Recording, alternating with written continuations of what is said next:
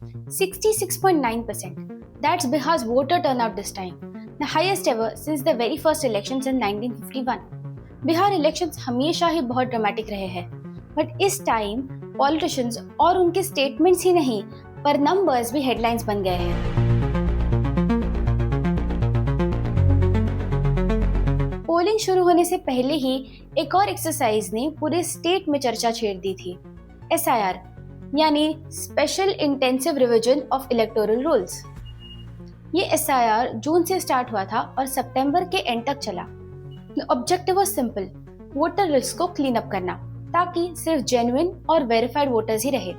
Booth level officers घर घर गए डिटेल्स वेरीफाई करने और लोगों को बोला गया कि वो अपना नाम NVSP पोर्टल या वोटर हेल्पलाइन ऐप पे चेक करें।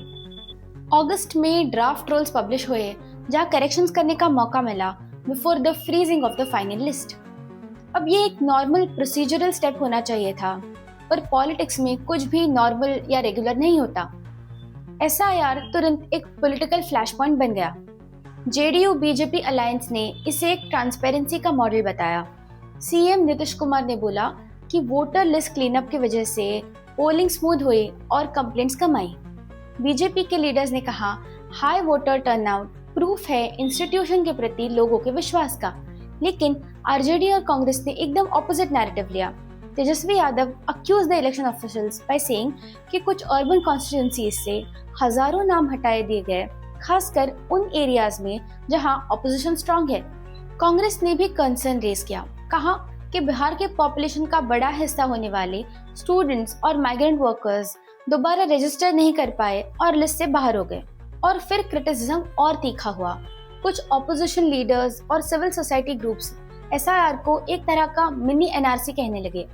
उनका कहना था कि लार्ज स्केल वोटर वेरिफिकेशन से CAA और NRC जैसी डिबेट वापस उठ सकती है और कुछ कम्युनिटीज को टारगेट या एक्सक्लूड किया जा सकता है। इलेक्शन कमीशन ने ये क्लेम्स पूरी तरह रिजेक्ट कर दिए। कहा SIR का सिटीजनशिप या रिलीजन से कोई रिश्ता नहीं है, ये सिर्फ वोटर लिस्ट की एक्यूरेसी के लिए था। आखिर में SIR एक एडमिनिस्ट्रेटिव प्रोसीजर से ज्यादा पॉलिटिकल इशू बन गया है। बिहार में एक साइड कहती है एफिशिएंसी और ऑर्डर का सिंबल है, दूसरी साइड कहती है एक्सक्लूजन और ओवररीच का केस है। अब झारखंड, उड़ीसा और वेस्ट बंगाल में भी ऐसे ही रिविजन्स होने वाले हैं। इस मुद्दे पे अब जम के पॉलिटिकल डिबेट होगी और इसके एक्वस देश भर से आएंगे। SIR in Bihar was just the beginning of a long political debate that is to follow.